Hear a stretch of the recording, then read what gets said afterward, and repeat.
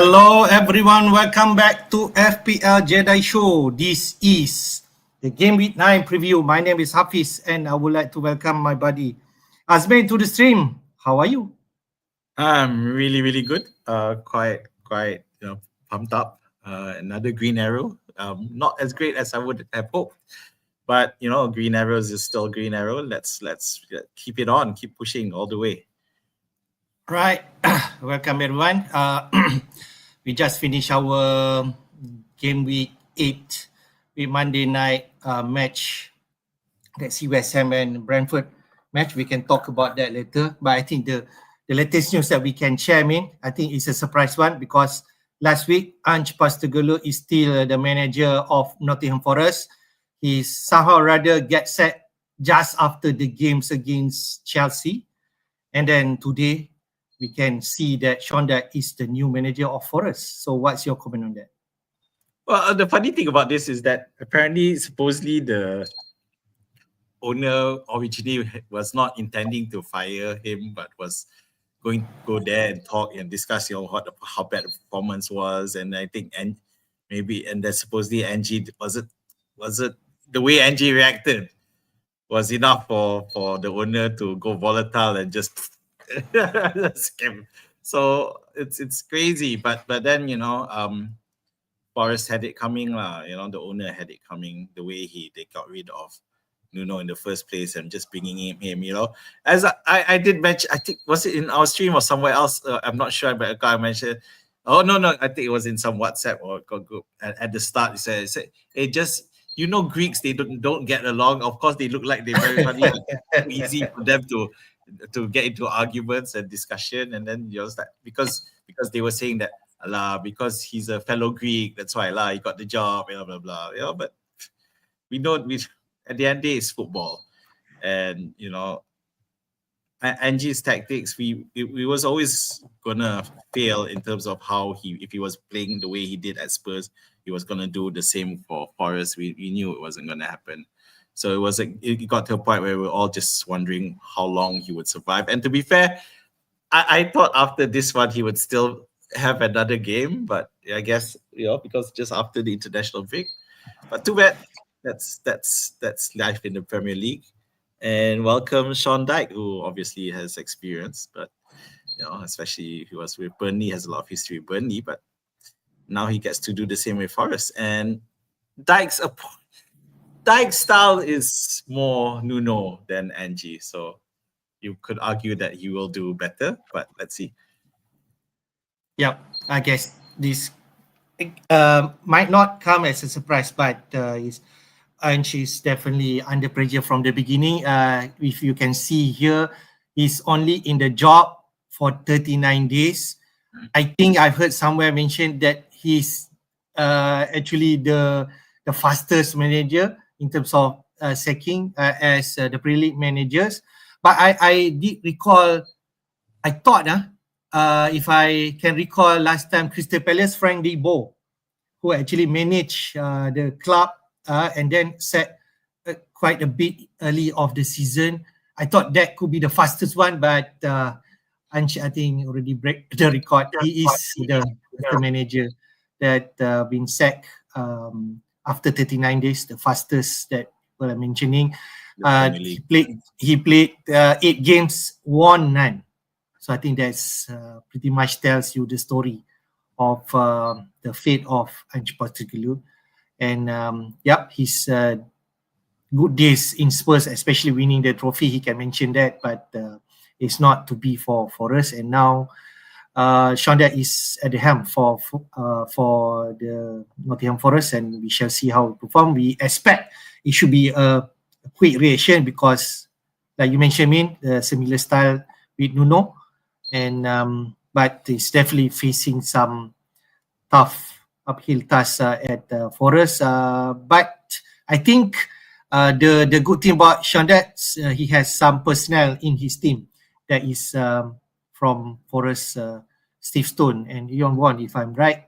Both has some part in Nottingham Forest history and playing with the club. So I think maybe at the early beginning for the Forest fan, he can get some support. And that's what I feel. yeah, there will be some support, and I think they'll feel a bit more. The fan base will be more sympathetic with Sean Dyche, I think, and will be a bit more because he's got the history, and maybe by now the fans aren't too upset with the Nuno the Nuno problem last time, and move on and just look upon survival of the club um, rather than dreaming of the good old days kind of thing anymore. So they need to just get along and get behind. They may hate the owner, but support the manager. So I think they need to get past that. Um, it's sad because for us at the FPL side, we like for people like me, for example, I started off with Cells thinking they're gonna continue on with the Yep. strong defense performance, and then Chris Wood also, even though it was a bit more pricier than last time, but then it all started falling down, especially after Nuno got sacked.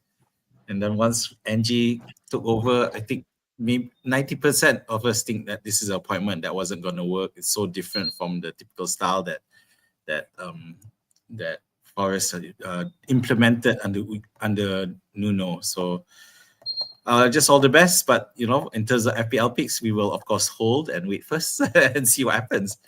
Yep. Yeah, definitely. We wait and see in terms of Forest asset. I think some of the managers who are working, I don't think we're going to have any Forest asset now. But if you still start with some Forest asset, it's definitely wait and see and try to get the players that are performing right now. So we jump next, man. How we perform in game week Yep. 8. Quite close, man. Both of us only 1 point apart. I scored 69, you scored 68 points. But the points coming from a different form. Myself, I have Dubravka in goal. I got that decision right. Okay. Because the logic is to play Petrovic, but he's facing Crystal Palace. I decided that probably Burnley has some chance of keeping clean sheet against Leeds, they are desperate for points. So I'm glad that I did make this decision. So Dubravka 9 pointer. If you are on batch boost, later we can share. Then you got that Dubravka 9 points. 0 points from VDV, Van der Ven. Okay, Spurs concede goal. And he got yellow card. Gabriel 12 points. So that definitely excellent from Gabriel for sure against Fulham. And then I got Richards 3-pointer. Then Bruno Fernandes, who come out with 8 points. And got an assist and 3 bonus points against Liverpool. So I think that's a nice pointer after 2 weeks of disappointment owning Bruno Fernandes since game week 6 wildcard for me. And then I have Kudus who blank last week, 12 points. So that's how Kudus is right now. He produced in some odd games, but he one of the performer in terms of 6.5 million bracket. Semenyo continued to tick. He got 1 assist, but he could got another assist, but FPL decided it's not meant to be. So only 1 assist. Reinder, I think that one player that would definitely watch out, man, because we both have Reinder. He's subbed out prior that 60 minutes, and you know what happened. He lost 2 points because Man City kept a clean sheet. And we lost that 1 clean sheet point and 1 appearance point. So Haaland got 13 points. Oh, he is really on fire. I can't see. I'm not captaining Haaland any week for now because he's really the man, the big dog right now. Gyökeres and João Pedro is continuing to blank for my team. That's how I perform. How about your team, man? All right. So yeah. So the Donnarumma, my goalkeeper dilemma was there in terms of trying to figure out. And I admit that me deciding to go for Donnarumma was more part of my anti-Everton's Ikigen thing. Thinking they can't steal a goal. It can't possibly happen. Of course, I panicked the moment I saw where the hell is Guardiola not in the lineup. But then they managed to keep a clean sheet because Beto, the Everton striker, was hideously bad and totally, not helping at all. So then I went for Timber. So Timber over Gabriel. So this week Gabriel won. So this is going to be an ongoing contest as to which is better. Okay, Diouf. Okay, so Diouf. What can I say about Diouf? So Diouf and Bowen, I was feeling pretty chuffed. I was on 65 points at the end of the weekend with a green arrow. So it can only get better, right? So I thought Diouf and Bowen. Yeah, then I didn't watch the match. I woke up on the Tuesday morning over here in Malaysia, and then I saw the score 0-1. Oh my God, West Ham are hopeless. And then 0-1. Okay, but how come Diouf's on 1 point? Did he get yellow carded and something? It turns out he didn't even start. And it was like, what is going on there? So Wan-Bissaka didn't start either. What the hell's going on there? Anyway, we can look at it a bit more in detail, but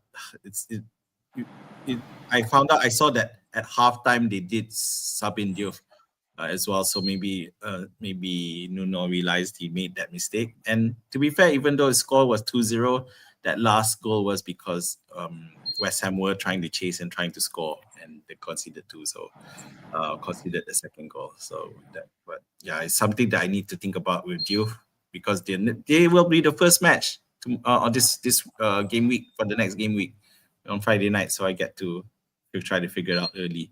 Ballard was a good call that I made, because I was trying to decide who to bench, and I decided Ballard shouldn't be benched because I thought it was a good, reasonable chance of getting a clean sheet, and they did. Anderson, unfortunately, 1 pointer. Unfortunately, he was subbed due to injury. So this is the main problem that I need to solve moving forward. I'm happy to report I did, although by 1 point, Mbeumo wins over Fernandes in my quest to prove that Mbeumo is the better United midfielder than Fernandes, but only 1 point. But he is cheaper, so I still feel that I want a bit more. But of course, Fernandes is making it up with his DEFCON pula, and he seems to add more points there. Semenyo, we both have. Reinders, we both have. Haaland, we don't need to talk about. Bowen, I talked about just now. Isaac. Okay, so during the week, I was trying to figure out whether to sell Pedro or Isaac for Bowen. I thought Pedro looks really, really bad. Maybe Isaac will improve, be better. And so I sold Pedro for Bowen. In the end, nothing didn't have any real effect. But Isaac, it's hard for me to say that he did badly, but I thought he was getting to great positions and could have scored. But knowing Ekitike is really busting at the seams, trying to get away. But so I need to look at the Champions League lineup midweek and see what happens there. Okay, so then in my bench, of course, Anderson came in because Enzo had disappeared, so no biggie there. The VDV I deliberately benched, so I saved myself that a bit. And KDH was always going to be benched. So yeah, I'm happy. It was a nice weekend, just not a nice Monday night. So, but I still ended up with a green arrow. So just move on. Yeah, great. I think we definitely had some challenges in our team. We definitely want to address it if let's say we need. But there are some still excellent choice. I think the one thing you mentioned about Arsenal defense this week, maybe Timber lebih, Gabriel this week lebih. Why not have both, right? Because some people who are guarding in game week 8 who have both and Saka in midfield. So then you do not have any Gyökeres issue. You can see that João Pedro blank and so on. So I think we, at least up front, we are different. So we can measure for the next few weeks if let's say we still maintain this striker, or we could jump to another striker which we will share later, who has scored hat-trick this week, game week 8. So are we going to put all in and into one basket to go for that player, or is it something we should wait because of the fixture? So I think that's another one. I think someone like Bowen, you jump in and you're thinking about, okay, after the Brentford game, maybe your feeling will be different, but I think maybe give him another week, right? And then see how it goes. That's what I feel if let's say you already jumped again. It will be different case for Diop because you already have him for some time. So that is something that if let's say you're feeling different, that you can move him on. But definitely, I think Anderson with the injury, yellow flag for both of our team is something that we need to be aware whether it is a long-term one or is it a short-term one that we can leave him on our bench for 1 or 2 weeks and then get him in, which I feel we need his service sooner rather than later. Okay. All right. Yeah. Okay. I think that's about our team. Anything else you want to? We had different Manchester United player, Mbomo and Bruno Fernandes. So both have different kind of perspective into their team. But I think whether they're going to stay in our team is something that we can talk about, because for you, you only have one Arsenal player. Myself, I have two. So there's something like Saka is maybe in our thinking. Let's see, he wants to get in, and someone from that player in midfield maybe need to be sacrificed to get him in. Even though for you, Enzo, I think you had him. Enzo didn't play. Is something cautious for this week whether he's going to be ready or not. But Champions League would give us more for the info, because that will be the midweek game for this week. Okay, let's jump to the team of the week for Gameweek 8. Maybe there's some new information that we can gather here and we could adopt into our team. That is the match day 8. Probably no surprise, because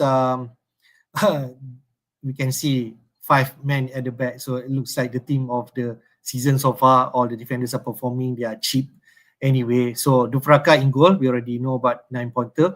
I think 3 Chelsea asset here. Reece James, the highest scorer for this week, 18 points.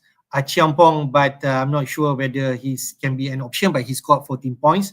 But Tosin and also Fofana are definitely in the wing. So in terms of minute, because for me, in terms of Chelsea, I think Reece James should be further up in terms of your consideration. But Reece James, as we know, he can be an injury-prone player, and at any time, if we are unlucky, getting him at the wrong moment, then he can be injured. So, but I'm surprised seeing his stats that he has started like 3 games in a row right now, full 90 minutes, something like that. So, could be a consideration, okay? But he's the one that scoring the highest for this week. Neto, not other Chelsea player. He scored a goal and assist against Forest, but he is against Forest, right? I think nasib baik lah. I got that play Forest before Sean Dyche coming into the town. So that will be a different case after this against Forest. But to be frank, when I watched that match, Forest could easily 2-0 up in the first half, but they are pretty bad up front in terms of attacking. That's why they could not finish in terms of getting the goals. If not, it could be a different story for Ange, at least for 1 week. So that Chelsea asset. Mukele is the one that people are mentioning because he's scored 70 points. Some who are bench post getting his point. I can name 2 managers who get Jamie points from Mukele. Gabriel did not play for FPL Heisenberg, if I'm right. He got Mukele 70 points, and that FPL Tom who got 70 points because Enzo missing, not playing. And FPL Chai, we discussed prior to this, he also got that Mukele 70 points off the bench. So it is what it is. You take that points when you. But other than that, I think the one player that people are looking at, the hat-trick player that we mentioned, Mateta, 17 points, 3 goals, 1 penalty kick, if I'm right. He's definitely one to watch. But whether you're going to get him this week is another question, because Palace will play Arsenal, and it's an away game. So if you trust him, maybe you can get him. I believe his price is going to go up. Maybe he already rose up to 0.1, but he's still within that 7.5, 7.6 bracket. And that could be the player if let's say you're dumping João Pedro, another black from him. Okay. Welbeck 13 points. I'm not sure whether you want to look at Brighton, but Brighton has been performing of late, especially against the big team. So Welbeck scored 2 goals. He scored against Chelsea. I still remember he coming off the bench, if I'm right, and he scored at 2 goals. But this prior Brighton against Newcastle, you can see the result on the right side. Brighton 2-1. Welbeck scored that 2 goals. So that's why he's the man of the match for Newcastle. Bentancur, 12 points. I'm not sure about that Spurs asset. But pretty much that the team of the week, man. Maybe you want to comment anything? Yeah, Bentancur. Okay, I'll just go to immediately to Bentancur. Bentancur, the problem is again, that Spurs midfield is just going to be just way too hard to figure out. So, I'm not too worried about that. I'm inclined to leave it as is lah. At least where Spurs are concerned. So so many cheapy assets coming to the play. Akiampong is less than 4.5 or something, and then Mukiele 3.9 mean. I afraid that is 3.9. Oh, thank you. That's right. Yes, that's right. I'm in a 30 million last game, and where I have him. But more importantly, with the Chelsea thing is that 3 goals and Pedro was none of it. Pedro was not involved in this, and I think he played 90 minutes, almost the entire game, and he was not involved. So it just goes to show how bad. We saw the first half of the Chelsea attack, and it was looking very dire. It wasn't impressed at all. And to be fair, I did mention, I did sell him because I was really not confident that he would actually do anything worthwhile, and at the end of the day, that certainly proved to be the case. So now it's a case of, if I don't have him, which is fine, but then should we invest in the other Chelsea assets? Pedro Neto coming to the fore. Wrong Pedro, but yeah, that's great. Mateta, I didn't sell because of that fixtures. I know he's facing Arsenal next, and I didn't buy. Sorry, and at the same time, but mainly because I was worried about their exertions in Europe. So obviously, these aren't happening yet, and as a result, he punished us because when I was trying to figure out whether I want to pick Bowen, and I had decided that I had ruled out Mateta immediately. Old man Welbeck continues to defy us. No, you don't want to pick me as an FPLSF. So he's just there. He's ever there, But again, most of us are going to overlook him anyway, regardless, and still move on to the next hot stuff. Remember, we have the hot stuff. We have the guy who's not even here, the guy from Bournemouth, who also scored 2 goals. Yeah, but he's here because his points are slightly less than 12 points.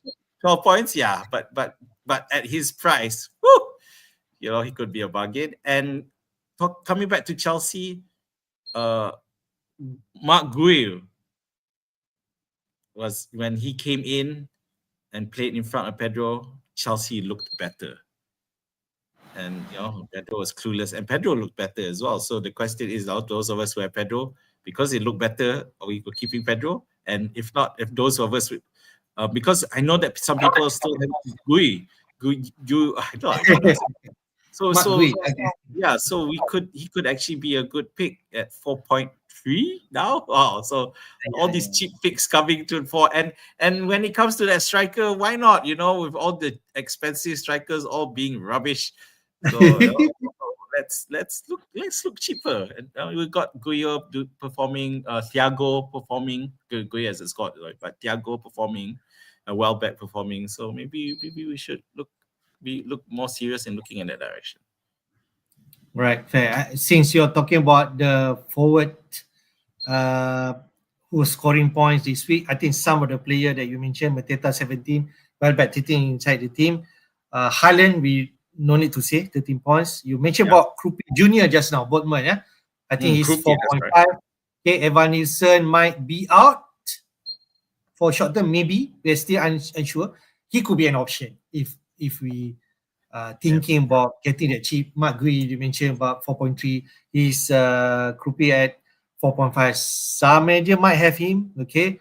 You're thinking about wildcard, you want him this week, you can do that. I think another player I want to mention, Walter Mademin, Newcastle.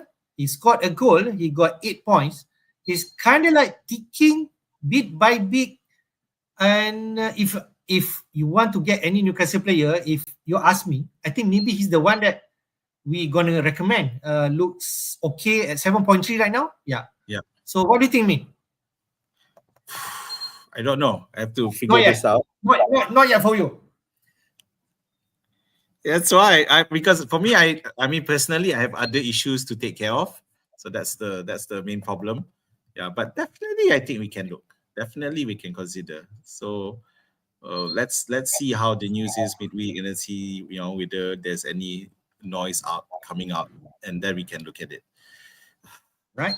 Fair. Crystal Palace 3, Bournemouth 3, right? I think that's really... Yeah. I think Bournemouth lead 2-0 somewhere right there after that, right? It's crazy. It's crazy, that match. And you know, and somehow Semenyo became not the main star for that one with 6 goals in total. So Palace showing they shouldn't be underestimated again. So now, I don't know. You have to decide. For those of us who don't have any issues with their lineup, who have the personnel, so they can take some time and try to decide whether these players are worth it. And for me, the structure, because the problem with me is the structure, and if these cheaper players come up tops, it might be a good idea, you know, to just go for the cheap ones. But you are, technically speaking, you're leaving quite a lot of money in the bank. But why not? Why do you want to spend so much when you can get stuff for cheap and they're still performing? Haaland, because I wanted to mention about Arsenal, because you have just now you're talking about the defense, and maybe it's better to double up, and it's not, because we saw the game and it was 1-0, and if you watch the game and Eze was playing quite deep, I felt he's not moving into those attacking positions that I would like to as a number 10. He seems to be more playmaker, even more than Odegaard in terms of, you know, just sitting back and letting the other forwards take care of it, which is not endearing for me as a pick. Trossard definitely went a lot forward. It's just that he was a lot more wasteful. He should have scored earlier than he did. And I speculated maybe they'll take off Trossard and bring in someone in midfield and move Eze to the left, where I think he'll probably be better. Then I think 2 minutes later, Trossard proceeded to score. Okay, that's not happening. It's because I wanted to invest in Arsenal assets, but if Saka is the only one I want to, then maybe the double defense might be the right way to go. I just want to also state that I know we're hot on Gabriel and Timber right now, but we shouldn't underestimate Calafiori. If you remember at the start of the season, he's the one who was scoring. He scored a couple goals at the start. So I wouldn't underestimate that. But the defense looks pretty good. It looks pretty solid. Yeah. Since you mentioned about Calafiori, he's the one that got 2 shots in that game against Fulham. We don't see that stats, but he's pretty much. I think he got a goal, right, and rule offside again for this game. Right. If I'm right. Yes. So if let's say he scored, then people start thinking, "Oh, I don't think triple out, right? Timber, Calafiori, and Gabriel, that's a bit too much, right?" But it is what it is. So I think at this juncture, we shall say double defense is right. Whether in the form of Timber, Gabriel, Calafiori, or if you have Raya and Gabriel, I think you stick with that. But there is also merit, because after this, we can see in terms of fixture ticker, Arsenal fixture, we have Burnley and Leeds, if I'm right, for the next in game week 10 and 11. That's why people are targeting Arsenal to get those attacking return. Okay. What else you want to say? Other match, Man City, Everton, Tunia, Haaland, and no other option. What do you think in terms of Man City? So this is it with City, right? And this is I kind of, you know, it's a conclusion that we used to come to in 2 seasons ago, or even 3 seasons ago, where it was like Haaland and then screw the midfield, because you never know how Pep's gonna shift it around, you know. And to be fair, he has been a bit more consistent, but in the end, it's still Haaland who's coming out with the goods. Foden has faded off the lineup. Rangers, after that early season blast, has become, I don't know. He's looking at the match. He is getting in position. He's got chances, but he's just not converting them. So he's not clinical. And Doku, and then it can be subbed, or suddenly there. It's just hard. And even at the back line, which I thought we literally say Guardiola suddenly decides to hop this here. So which kind of puts faith, because I have 3 City assets, but one of them is Donnarumma, and then who for me for me, it was just a case of I'll just invest in Donnarumma, what the hell, you know. Yeah. Of course, this week the Rafa scored best, but I'm sure that Donnarumma long term is going to return, and for me, it's a set and forget thing. Yeah. Yes. Although now Sal seems to it could be back on the menu under Sean Dyche, but we'll forget about it until the second half of the season.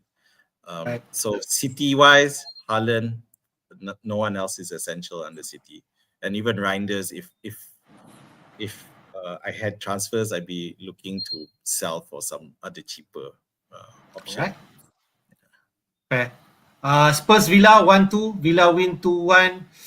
Anything to take anything from that game? Villa still is it an option? Spurs now. I mean, I just want to comment because I'm so keen Van der Ven in my wildcard, right? But he is not like that DC kind of defenders. He's not. So now it's more justified if let's say I want to move him on instead of those Anderson, Richards, Senesi. I think that's what. No, you're absolutely right. Romero missed because he injured during warm up, right? So maybe that's another negative point for Spurs. Yeah, it's a problem for VDV at his price, and okay lah, he's not expensive, but you want defenders. If they are not attacking players, you want them who, if they in the event of they are conceding, they're at least getting those DEFCON. People like Anderson, now injured, or Senesi. So he's definitely not that type of player. In fact, it seems the more like the midfield is taking that, taking away all those DEFCON points from him, or even the fullbacks.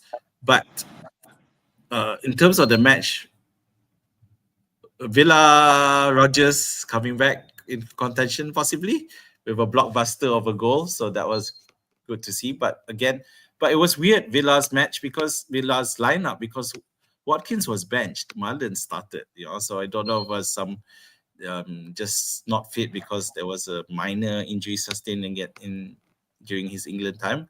But in the end, Marlon didn't really do much either. So is Villa's revival on the cards here? Well, we'll see. We have to see midweek. I don't know about you, but I'm still like, let's wait and see. I know. If you ask me about Watkins today, I think he's definitely a no. You say you definitely want to sell him. That's it. and Spurs, you got, I think Tel started, and then Richarlison definitely is also. Yeah. And the best scorer from last season, Johnson, was benched again. So it's maybe they can pick up results, but it's very hard to pick up players from Spurs. It's just not. I think the one that you're thinking about is only Kudus because he's more nailed, but later we shall see in terms of fixture Spurs because they are getting trickier after this. Yeah. Last but not least, Liverpool and Manchester United. I mean, if let's say you're picking Liverpool players, I can only name one, Gakpo. I don't think I'll pick anyone else from that Liverpool lineup for now. Moving on. No. Okay, this is funny. I just on Monday morning, I took my kids to my town, IKEA. There's an IKEA there nearby. And it was so funny. I don't know, it was me subconsciously realizing it. But the whole time I was there, I felt there's so many Snapdragon jerseys walking around. Like, oh, right. I just, but credit to United, they held the thing, and Liverpool were wasteful, and they're still not clinical enough and not figuring it out. And I'm a bit worried with Liverpool, and I had Isaac FPL wise, and he did seem to be getting into the right positions, but then hit the post and just didn't score. So I don't know, but if you don't have any Liverpool players right now's not the time to get them. And even Gakpo, I wouldn't even consider, because we know that Gakpo at the end of the day, he's not going to be the main man. It's just that at the moment, he's the one who's seems to be getting into a lot of scoring positions, hitting the post a couple of times before he also scored the goal. But it's just the state that Liverpool are in. It's just you can't pick them up at the moment. You know? Yeah. So and because at the end of the day, because the other problem with Liverpool players is that in general they're just expensive. So if you're gonna invest in them, you'll want a much better level of consistency than what they are showing right now. So any pick you take on Liverpool is really a punt. And it's hard for me to say this as a Liverpool fan, but Yeah. I have to be more objective FPL wise, and I know that me going in Isaac is a bit of a bias on side because the stats aren't showing, and just hoping that he will score. And I know that people who ever tried captaining Salah against Manchester United, but it was just against all the stats, just thinking that historically they're gonna turn up trumps. I was worried, to be honest, coming into this match that we're gonna finally get found out, and we did. Well, we've already been found out. This is our fourth game loss in a row in all competitions. So we play Brentford next, and It's a away game, right? Yeah, but we have our midweek Champions League first, lah. But then it's Brentford. Right. Hopefully, that will be a turning point for that Champions League match. But I just want to touch about Manchester United. We got one player from those teams, Bruno. You have Mbomo. If you ask me, I'm still unconvinced despite back-to-back win. I want to see more before I can be convinced. What's about you? It's odd, and I don't know whether it's Amorim's decision to not play Sesko, which had a say in it, but play the ever resilient Cunha together with Mount and Mbeumo up front, and it certainly paid off. And we seen Cunha play with Mbeumo without Mount, and it looks like he was struggling. But in this game, if there's one thing he's great at, is keeping the ball. It's crazy. When he had the ball, no matter what Liverpool players did, they just couldn't get it off him. It's just how he shielded the ball, how he's so good at it. And it makes me wonder in terms of, will they end up really scoring goals? Yeah, but I wouldn't bring in any additional player that I didn't have already. You have Fernandes. I wouldn't sell him either at this point in time, even though I think my Mbeumo was better. But actually, as of today, Mbeumo and Fernandes are equal on 36 points together. But you're cheaper, so you save 1 million. A cheapskate, but we have to see lah, because especially and those who probably were eyeing Sesko after this match were thinking, okay, maybe after Liverpool cancelled. Now they're like, alamak, Sesko didn't start, and people, there's a lot of criticism there, but at the end, United won, and I got to give credit to them. But the credit only goes so far in terms of in play, but in FPL, still playing a wait and see game, aren't we? Ahmad had an assist, and thought Ahmad did well as well. So if you want to try a cheaper point, then Ahmad might be your option actually. But he subbed out somewhere earlier, right? He was subbed out because he got carded, and I think they were a bit worried. Yeah, so they took him out together with, who's the other guy? Dorgu, was it? I can't remember. To avoid going down to 10 men. Because I did watch, and Ahmad was looking a bit annoyed by the referee. So these things, right? I think but smart of Emery to okay, this guy tak boleh emotional control. Cukup lah. This intense game, right? Okay. Yeah, before he damages, because we saw that with Newcastle against Liverpool earlier in the season. So I think Amorim learned for that. Okay, let's calm it down and get the win, and they did. So credit to Amorim, and Amorim gets a bit more lasting power. Because there were still calls for him to leave, and now he's definitely, the credit has gone up a bunch after winning against Liverpool. Let's see next game. All right. Okay. So, quick one. Stats for Gameweek 8. I think this is the XGI for the last 4 match. I just snapshot this so we have a bit of context for the 4 matches who are been performing. I think Mateta 6.06 may be a bit skewed because of that 11 goal attempts against Bournemouth. So, but he's top there for the past 4 matches, 6.06. Then Haaland, no surprise. I think the third one, Saka. If you're thinking, Saka ni okay ke, bagus ke not, he is third in this XGI. 2.91. In terms of penalty touches, still okay. You can see near to Haaland, 26. Goal attempt maybe not so high. You can see there 9. But if let's say Haaland like 15, Gakpo 10, Mateta maybe 20 or something like that. But his chances created is 10. So Saka is more to that creator monster, or you can mention that. So he has that potential. He could be on penalty kick for Arsenal.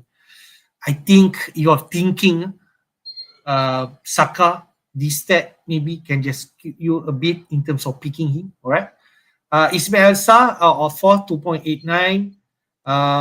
Same goal attempts there, not so much compared to this, but he is still in terms of big chances and so on still there. Gakpo, you might not favor. He's up here, 2.84. Then we mentioned about Walter Made, 2.56 for Newcastle. So pretty much still good. Attempts not still okay. 8, 3 on target. 5 big chances there. So 23 points, FPL points. So the last 4, not the total. Okay. Yeah. So in terms of that. So I think. And then Bruno Fernandes, 2.49, slightly lower. I think if they say, looking at this, maybe I should keep Bruno, but Saka did mention that. But his price now, Saka at 10 million now. So I have to get 1 million if I want Saka. But Bruno Fernandes is still here in the top 7 or something like that, 2.49. A bit down there in Dyche. We have Thiago there. If you're thinking Enzo Fernandez, despite missing there, he's still the man SGI for Chelsea, 2.01. No one else here. Okay. And then after that, you can see Salah somewhere there. Gyökeres down there in this top 20, 1.49. No João Pedro inside here. That's for sure. So, anything that we can take from this player stats? Yeah, I'm just, I sold. I was trying to decide whether to sell Pedro or Isaac for Bowen, and all 3 are not on this list, which goes to show the whole conversation didn't matter. My whole dilemma didn't matter. But Walter Made continues to score, so it's quite something to look at, despite his team losing, but he scores. So definitely we want to look at that. But then at his price, maybe there's cheaper picks like Thiago might be better. But to be fair, if you look at this list, there's very few forwards on this list. There's DCL and Welbeck. DCL, of course, God, those of you considering DCL, if you had him this week, I hope you learned your lesson. It's DCL. It's just not Babaloy lah. Welbeck's a bit more cheap. I know it's pricey. His price is cheap, so he'll always start and it'll be a handful. You want to use him for the bench boost, but this was a week where bench boost was a popular option. But those who had DCL, you'll see why he shouldn't be the reason that you bench boost. Sorry, that's my ex-Everton bias talking. Welbeck, I guess he's just amazing lah. He's not going to be considered, and I think after this he's still not going to be considered. But I don't know. If I want to sell Isaac, I might just buy Welbeck and just relax. At least I won't be too disappointed anyway.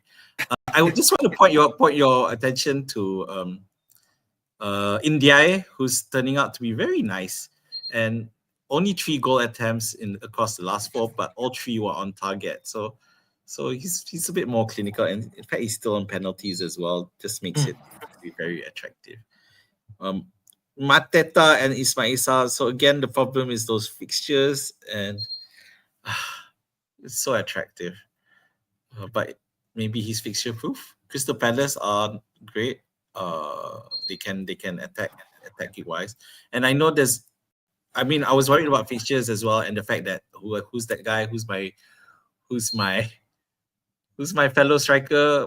Crystal Palace. Oh my god, I can't remember his name anymore. Is it?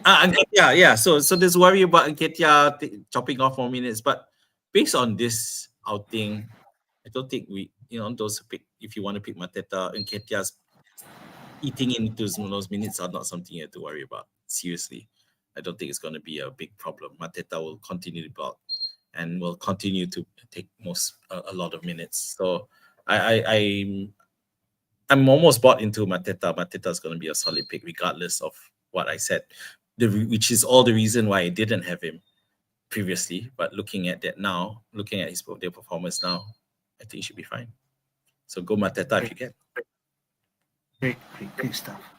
Yeah, we just want to talk a bit in terms of chip strategy. I mean, you still have 3 chips for the first half of the season. You still have BB, triple captain, C, and also free hit. Myself only 2, free hit and triple captain. But we're thinking about which window is the best for us. I just want to mention that I study a bit in terms of where the window can come in terms of triple captain or free hit and so on. Okay, so I just snapshot this Gameweek 8 until the 19, where's the next possible. I colored some of this 11, 12, 13 because this could be the possibility of free hitting. Okay, because we want to target the fixture that can be tough and then maybe target which fixture that we can easy. So I think the 3 promoter sides, Sunderland, Leeds, Burnley, maybe people want to target those team, and then Wolves to an extent. West Ham could be one of the team if let's say they are not performing okay until now. But 11 is City against Liverpool. So if let's say you have Liverpool players and City a lot, so maybe you want to avoid this game. But I can see not many that will have Liverpool players, but this can be an option in 11 if you're thinking of that, because you can, I assume you might have double Arsenal at least if you want to triple and get all those attacking players against Sunderland. In 11, that could be an option. Chelsea playing Wolves at home. Then Forest, I'm not sure how Forest is going to be at that juncture against Leeds. Then West Ham get Burnley. So there may be some iffy Forest and West Ham game for that. But Arsenal and Chelsea, you can easily triple up in terms of attacking and for that 11. But I think maybe 12 could be something that much more intense, because that 12, Arsenal will play Spurs. So memang tough. And then at the same time, City against Newcastle. So if let's say you have some Newcastle player there, some City, some Spurs, some Arsenal, so you're going to have like a tough game with 12. So you can then target fixture like Villa playing Leeds, Bournemouth against West Ham. If they say West Ham are bad at the juncture, lagi lah best against Bournemouth kan. And then Chelsea versus Burnley, Crystal Palace play Wolves, Fulham play Sunderland. Maybe that you have some option, you get the right players for that, and then dismiss all the player. You still can have Haaland, but the Arsenal asset you might think maybe not so much against Spurs. Then 12 maybe excellent. Okay, and then game week 13 also Arsenal going to play Chelsea. I imagine we might have 2 Chelsea, 2 Arsenal asset maybe. If I like Enzo and João Pedro, then kita ada like Gabriel and Gyökeres or Saka. So for players that tie that in that, going to be a tight game. Okay, you can target City, you can target Liverpool playing West Ham, Brentford against Burnley. Thiago easily can go there, I can imagine. Bournemouth play Sunderland, Villa play Wolves, Rodgers and something like that. So maybe that can be an option, free hit, 11, 12, 13. Other window we can see, yes, but there'll be not so much in terms of the big teams going to play each other. So that's where people are looking at. Another option that I might not touch yet is potentially, because Liverpool playing Crystal Palace right in the Carabao Cup round 4. And if let's say katalah some rather Crystal Palace won that game and they have to play that 5th round Carabao Cup, I think I heard some mention about possibility match postponement for Crystal Palace, because that week they have to play that Carabao Cup fifth round because European competition. Yeah, European Conference League. So I think that can be. But when that match will come in, a quick look at Legomané. Crystal Palace against Carabao Cup will be between Gameweek 9 and 10. Yeah. So we will know Crystal Palace and Liverpool match. That's what I feel. Then we can see whether that can be opportunity, because I think somewhere in game week 16 and 17 there will be Carabao Cup round 5, which Crystal Palace need to play, and then others will play that Carabao Cup 5th round in there. So if let's say Liverpool defeat Crystal Palace, then that dream is over. That's all I can say. So I think that's in terms of prospect for that free hit lah. What do you think, Mick? It's tough. The thing is, okay, I'll just touch on Game Week 13. I do feel that, sorry to say, but I think Arsenal are going to waste Chelsea. And it's a bit of a problem there. But we'll see how it goes. You know, obviously Chelsea won the 3-0 match, but then, you know, that was against Forest. Okay. So can't discard. But we'll see how we go moving towards that. At the moment, to be fair, I haven't for Game Week 13. Okay, my priority has been to where the hell am I going to put my triple captaincy? Okay, and fair. at the moment, with Haaland being the only viable option at the moment, it's looking at Game Week 13 against Leeds at home. So I just 2 options 13 Leeds or 15 against Sunderland, maybe. No, because I at the moment I feel Sunderland are looking very decent, very good defensively. Right. So I feel that even if City do win against Sunderland, I don't think they're going to score too many goals. You know, just a few. All right. So great. Leeds is still my aim now. So Game Week 12 is an area where I might look at doing that free hit. Again. Yeah, so plenty of reasons. The Aston Villa Leeds, if Aston Villa get their stuff together, it's definitely something to consider. But Chelsea Burnley is just so attractive because I think against Burnley, Chelsea are going to ramrod it with or without Pedro. So I think that is some Burnley are just a team that we need to be ready to exploit if need be. In Game Week 11. Burnley play West Ham, so that's hard to figure out, and not, you know, it might not be exploitable. West Ham continue in how they're playing right now, but who knows if West Ham suddenly really. The thing is, if West Ham do find a way, because they have decent fixtures, Brentford, Leeds, and then Newcastle is the hard one. But if you go back to Legomané's chart, just to take a look for Game Week 10 and 11. So for Game Week 10 and 11, there. So they Newcastle have a Europe match there. So it does, you know, it does help in terms of it does help West Ham in that sense, you know. So, and if West Ham find the right thing with Nuno, then I'm already set up for West Ham if I decide to keep West Ham. So I don't need to exploit that match if I don't need to, because I already have players from there. So, okay, go back to the fixtures, the main ones. Fixtures, yeah. So, Game Week 12 is an area I'm looking at free hitting, depending. Yeah, because my West Ham set against Bournemouth might not be so strong, and a lot of things here that you mentioned just now, City against Newcastle. I might look at other matchups, and the funnily enough, Game Week 12 might be might. I think when we looked at it, it's possible that we want to exploit that Liverpool Nottingham Forest matchup. It's not looking great right now, but as a result, most of us don't have many or one or no Liverpool assets.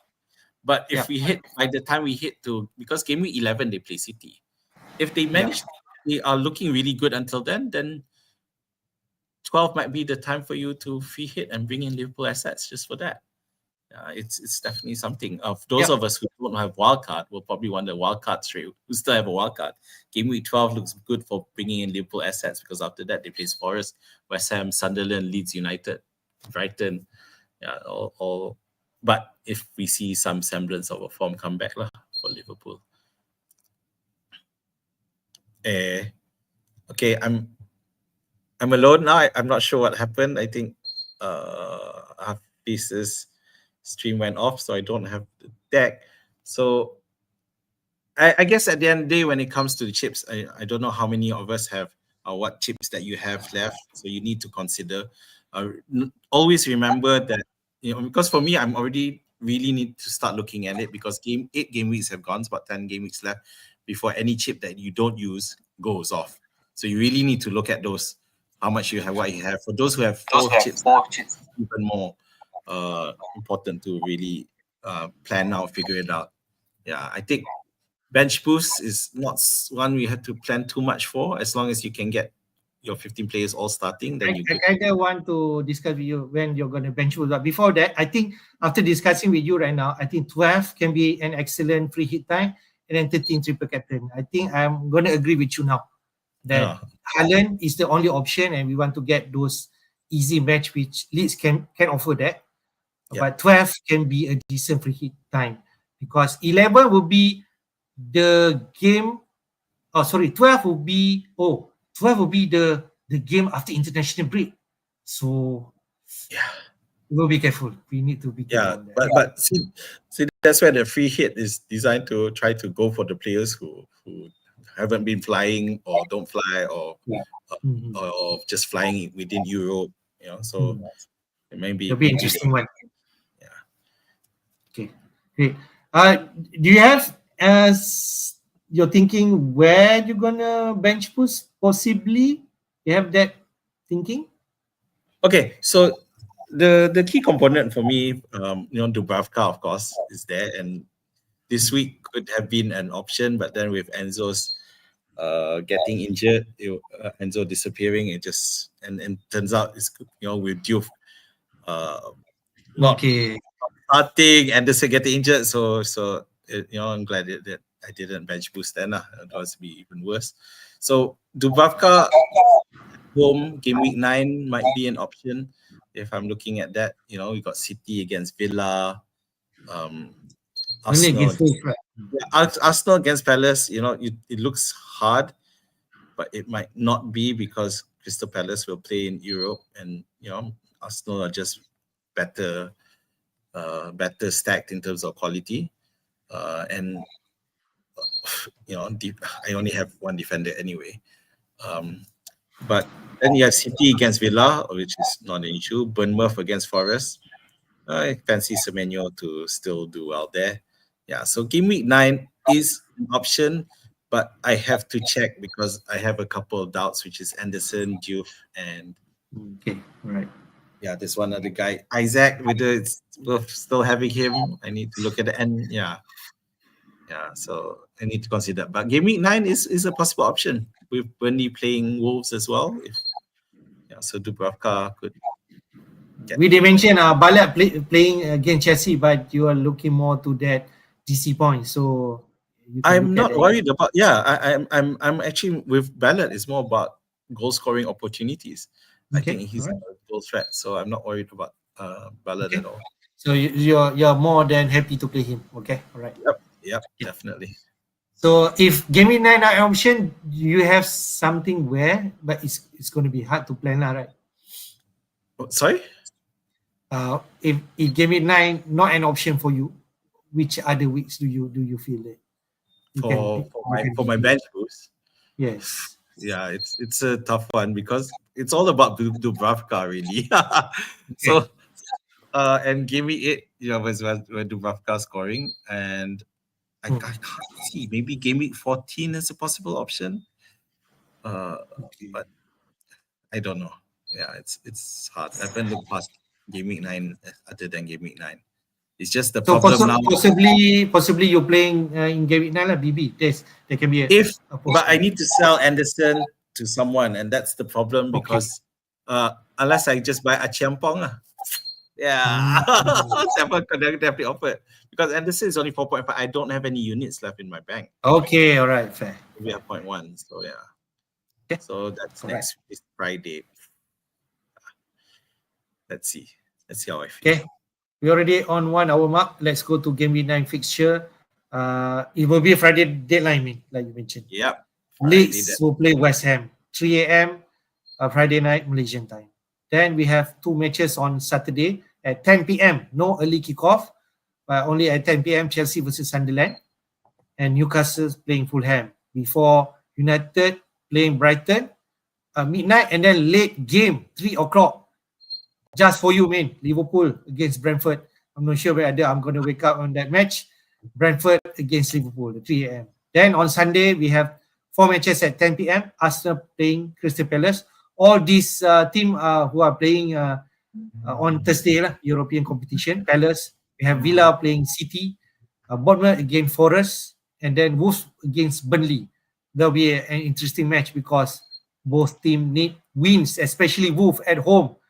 They look doomed right now. Well, at least they are on the bottom of the league right now.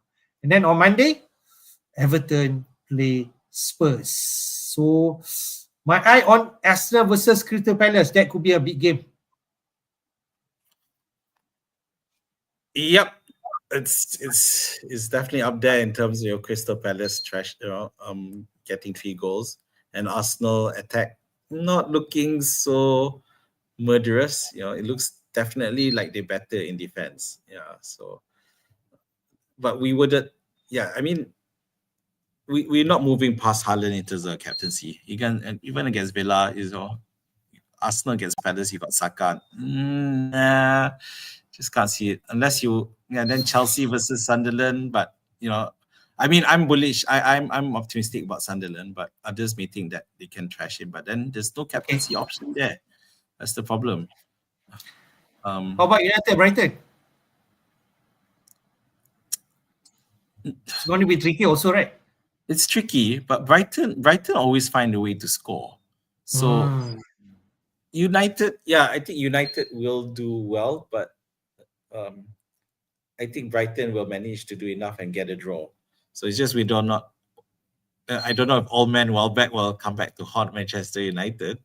It's from one of his former clubs, but it's not straightforward. That's the thing. There's no real straightforward matchup here that you can easily jump into to get FPL points. I want to recommend Semenyo, but they're facing a new rejuvenated team, Sean Dyche Forest. It'll be the first match, so I think people are a bit upset that in a 3-3 game, Semenyo blanked. Only got 1 assist. But it's hard. I mean, you would have Semenyo, but you would still look at not captaining him. Okay, right. Yeah, not captaining him. And we don't know whether or not the rejuvenation happens immediately or not. Let's face facts. It might take a while. They could easily park the bus against Bournemouth, right? Nuno also not happening as fast as I thought it would be. So yeah. So Leeds could get something against West Ham, maybe. Yeah, it's too. I mean, they played on Monday night and now they're gonna play on Friday night. So the space of 5 games when you think about it. And Leeds will have an extra day of rest. So I think and Leeds, of course, they want to bounce back from losing against Burnley. And this is the game they can do it. I think it will be a score draw. I think West Ham will find a way, but Leeds will score. I just want to mention, if Arsenal play Champions League, maybe I'm not sure against who. If that game tiba-tiba Gyökeres atau Saka gone mad, I think we will have a different conversation, captaincy for this week. Maybe.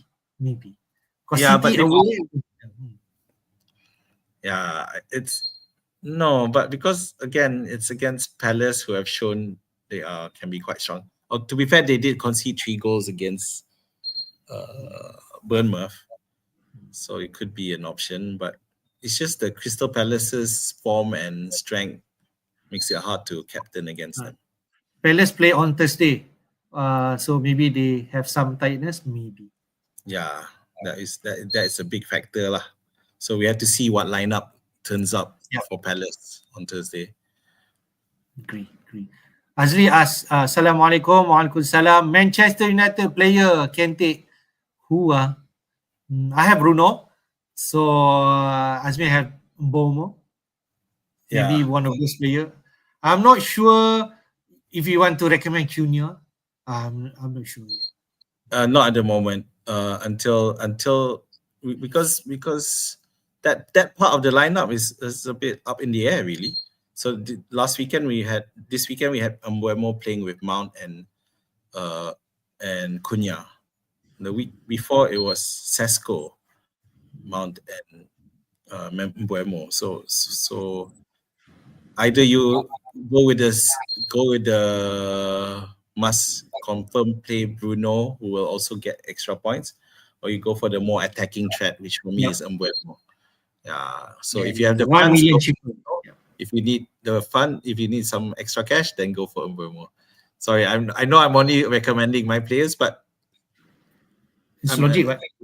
Yeah, it's just logic. You can't really go past those players at the moment. And in terms of Mbeumo, I think we should not worry any minutes, right? He played really every minute for Manchester United, if I believe, because Ahmad is great, but it's just when he plays as a full wing back thing is not appetizing to me. Yeah, even though Mbeumo played all 90 minutes except against Sunderland, 76, and Chelsea 69. Every other game is 90 minutes. Yeah. Semenyo captaincy, we talk about that potential, but maybe not, right? But I don't know. He can if you have that. You need to have some extra balls, considering how Haaland is performing at the moment. And one possibility is, but Nottingham Forest will be playing at home, is that they are playing in Europe, but they're playing at home, but they are playing against Porto, one of the stronger sides. Okay. So I'm not sure what day is that. It's on a Thursday as well. So Forest, Villa, Palace all play on Thursday. Yeah, so that is a reason if you really want to try with Semenyo captain. All right, we talk about that captaincy pay and so on. Let's go to our team, which is my team first. I have 4 free transfer, 0.4 million in the bank. Look at on paper macam okay lah team ni, tak perlu change, but I'm thinking about Saka. It all depends on this Champions League match whether ni, but I have some strategy in terms of there's possibility I do not make any move this week and address it in Gameweek 10, because what Gameweek 10 we mentioned about the fixture ticker is where Palace has said Palace fixture turns better because they play Arsenal this week, then they play some excellent fixture moving forward. At least let me take a quick look their fixture in terms of moving forward. After Arsenal, they play Brentford, Brighton, both at home, Wolves, United, Burnley, Fulham. So pretty much you are thinking Mateta, Asa. We didn't mention about Munoz. He got 2 assists in that game, so 10 points for him, 5.5 million, 5.6, something like that. Because this a week tricky because we are not sure about Enzo fitness. Enzo Fernandez from Chelsea. So if he's still uncertain, I might not get him in against Sunderland this game. I could possibility just keep JP, João Pedro for my team. So I play Petrovic over Dubravka, but you can debate Dubravka, but he's playing away to Fulham. I want to play team who will play at home. So for us, Van der Ven, Gabriel, Senesi, Anderson, I'm not sure. Richards away to Arsenal, maybe not. But Richards could easily got 2 DC points, right? And Van der Ven might not get nothing against Everton. But for now, VDV, Bruno Fernandes, Kudus, Semenyo, and Grealish coming back from last game, which is not eligible to play against City. Haaland, Gyökeres, and João Pedro. If anybody asks me whether you still trust these 2 players, I think I'm going to give him 1 more week. Definitely for João Pedro because he's playing Sunderland. If he's blank again this week, more reason because next week Chelsea play Spurs. And then Mateta going to play at home against Brentford. Then maybe that's nice entry point. Gyökeres is also another another thing, but I want to see whether he can perform against Burnley and also Leeds, right? For Arsenal, they play after that. So I'm kind of like leaning to give him one more chance. The big question this week is whether I'm going to get Saka in for this week for Bruno Fernandes. I think that's the question. If I want to do that, the Grinder will be the one that I'm going to sacrifice and downgrade to, like you mentioned, Dewsbury Hall, 5 million, got that money and upgrade Bruno Fernandes to Saka. That could be an easy move. And stick with the rest. It's dependent on Enzo fitness. So that's my thinking. But that can also be another possibility. I don't do anything, and then we shall see game week 10 who the one that I'm going to pick. What do you think? Yeah, a lot of your decision does rest on what happens in midweek, I guess, because you want to go for Bruno to Saka, right? Yeah, so that will max you out lah with Gabriel Saka and Gyökeres. My concern is if Gyökeres plays midweek and has a lot of minutes, right? And, but then Palace also are going to be involved in Europe. So again you have to scan, see what teams they put out lah before you make that decision. I'm not happy with you going both KDH and Grealish to Everton players. Fair. but then, yeah, I mean, I don't know who else is a regular starter at that price. Or you could consider Leeds stack instead. That might be an option. Another option is the Sunderland Granit Xhaka. People mention about that 5.0. Yeah, he's such a focal person. So he can get DEFCON and he takes set pieces as well. So yeah, that might be someone to you consider. Yeah, I guess you could keep, assuming no injuries. The good thing about yourself, because you've already used the bench boost, so you don't have to worry about having 15 fit players. So you can leave Anderson there until he's fit again. Yeah, so not an issue for you there. And yeah, other than that, yeah, I can't see you playing Dubravka over Petrovic, given that Wolves look bad. Wolves may look bad, but Forest as well. The likelihood for Spurs keeping a clean sheet. Oh, sorry, not Spurs. Is that Bournemouth keeping a clean sheet? You would think that it's still strong despite conceding 3 against Palace. Yeah. But at the moment, I would agree on Petrovic ahead of Dubravka. Okay. Lastly, question for me, maybe Kudus bench or play. I play him. But if let's say consider just Kudus got a goal rule offside, so he could easily have a different game week last week. So possibly, but I think if let's say kata Enzo fit to play, I might drop one of those Grealish or Kudus for this game. So, but for who? Grealish at home, then next week against Sunderland. Kudus playing away to Everton, then Chelsea next week. So then after that, Spurs have some tough fixture coming up. Playing United, playing who else? I'm predicting that Enzo is not even going to be on the bench in midweek, so it's going to be a problem. Yeah. First, Everton, Chelsea, United, Arsenal, Fulham, then Newcastle. That's why people are deterring from getting Kudus now. Yeah. Chelsea play Ajax tomorrow morning, actually. So let's see that. But I really don't see Enzo turning up, so which will be a problem for me. So since now let's go to your team. Yes. Yeah. Two free transfer. Enzo, I already have him, so it's a issue lah. So I feel that Enzo is someone I don't mind leaving on my bench for now. But if he's fit and I just need to remove Anderson, that's where my discussion of a bench boost comes in. If Enzo is fit, but at the moment it's not looking great. Okay, so Donnarumma, Balat, Timber, and Diouf. So we will talk about my concerns with Diouf, but there's no Nuno can't be blind that if you notice that when Diouf when it came in the second, the changes, West Ham were much better. We were still better than they were first half. So I feel like I can still risk Diouf again for this week and see what happens. Yep. Then Reinders, Enzo, Semenyo, and Mbuemo. Enzo, again, it'll depend. But if he's not fit, then I'll bench him and I'll put maybe VDV. Yeah, or Dewsbury Hall, depending on how the matchup I think will go lah. Because VDB and that Dewsbury Hall will play each other, so I'll have to decide there which one. At the moment, I'm leaning towards KDH, because they're playing at home. That's the reason. And Spurs have shown that they are vulnerable. You know, they just lost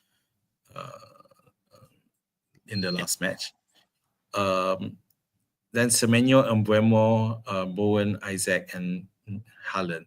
So I had to decide, because I feel that we do not want to sell Isaac already. Do I have a lot of patience? But at the moment, it's hard for me to sell because he still looks like he can score. But because there's also this in my back, is there a way I can get back to Salah? And if I needed to.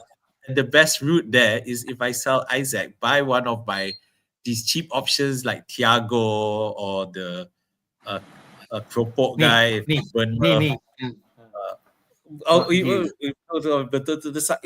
Guyo really need to see whether or not he will continue start. There's no denying that he looked better. The team looked better when he came on and played in front of Pedro, but the uncertainty is still there because all this while he was not even given a chance ever since. Who's our fan? The lab got injured. Guyo still didn't play, and even at one point when he was part of the squad, but turns out he was the 16th player just in case they got an 18th player just in case Chelsea got injured and someone got injured during the warm up. So for me, I rule out Guyo for now until I see another game where he starts, because we haven't seen that yet. Yeah. So yeah, but Thiago or the Krupu guy, because it seems that Evanilson will be out for quite a while, so we need to find out news on that. But given that Krupu scored 2 goals, and it's impossible not for him not to start the next one because I don't think Evanilson is starting. But of course, who's that guy Irola has gone on record saying he likes Evanilson's all-round play, which is important to the setup, which means Evanilson's defensive work and ball-winning ability is still there and Krupi is still raw. But you can't ignore. But for now, Krupi starts, and if you feel that Evanilson is out for a while, I might even consider Krupi. He's out a lot of money. Yeah, but I'm not. But other than that, Anderson, I feel I'm okay to keep him if he's not going to be injured that long. Yeah, and play KDH at home. So if let's say, Enzo fit, and there's opportunity for your BB just by replacing Anderson, would you do it? Yeah. But I have very few options for Anderson. Akiampong, 4.5 million. 4.5. You could easily go for Richard's already increased our price. Yeah, but Richard's against Arsenal. Okay, if you want to find the best entry point this week, it could be Leeds against West Ham. Leeds, any 4.1, 4.0 defender, you can go. Yeah, I can go there, but I've got Bowen. So which one do I want? Do I want Bowen or Leeds? I'm going to back one side. Yeah, fair. It's going to be tough for you, definitely. It's going to be tough. Yeah. So at the moment, I'm really just looking at Akiampong at the Aki. Is that how you pronounce his name? Aki. But I'm not sure when it's going to start. I can't promise you that. Yeah. Yes. But if they say there is any indication, then you can go there. Then by all means, Sunderland playing, Chelsea. Yeah. Oh, do I dare to what? Brighton defender or United defender at 4.5 million? I just feel Brighton will score, and I don't see any of the United defenders being attractive in terms of DEFCON or attacking ability. So it's going to be tough. It is tough. Okay. Great. That's our team for this week. Let's take some question and then wrap it up.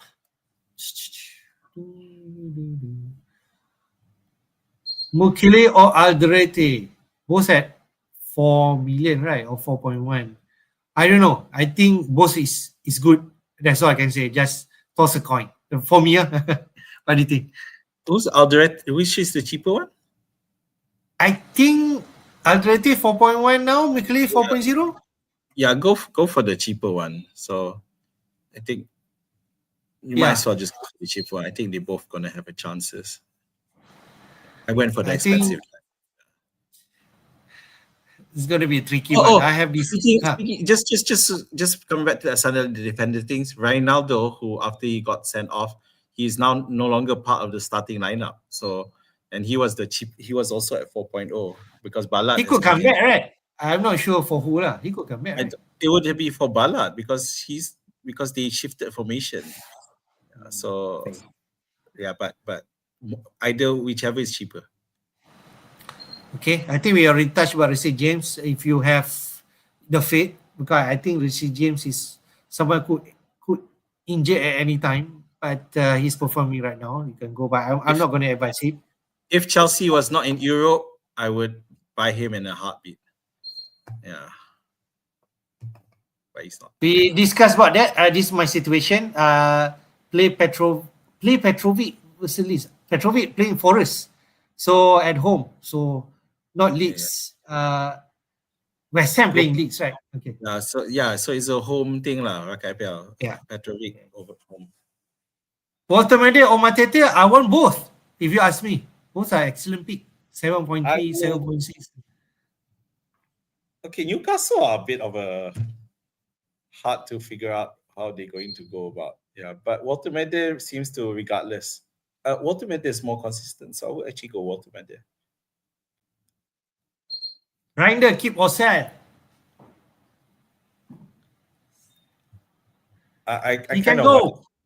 I think I kind of want to sell him. I think we're better off going for some other options. For City, where City is concerned, is Haaland or no one, no midfield. No one's being consistent.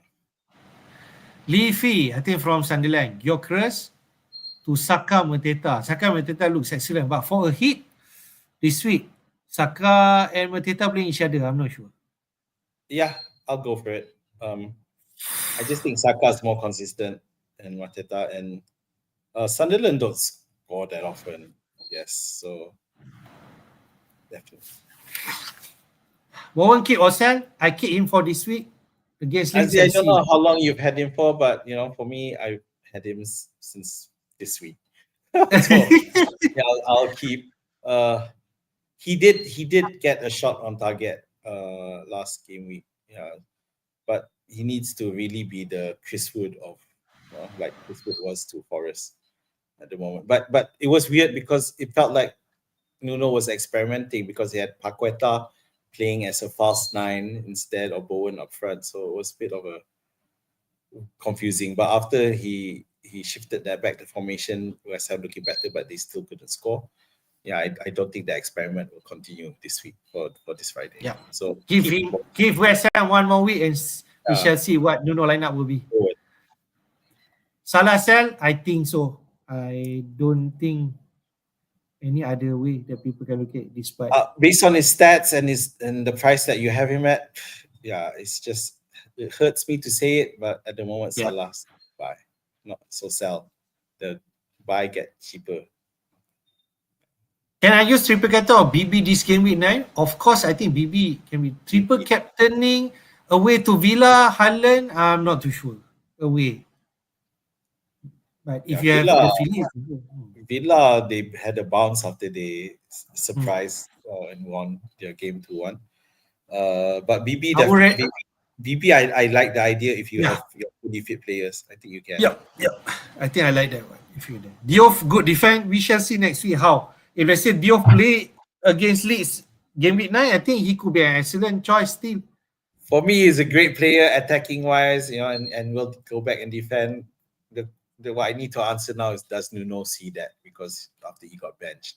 So did he learn enough from that to do he shouldn't be benched? Because by benching Diouf, they also lose the attacking threat that he brings.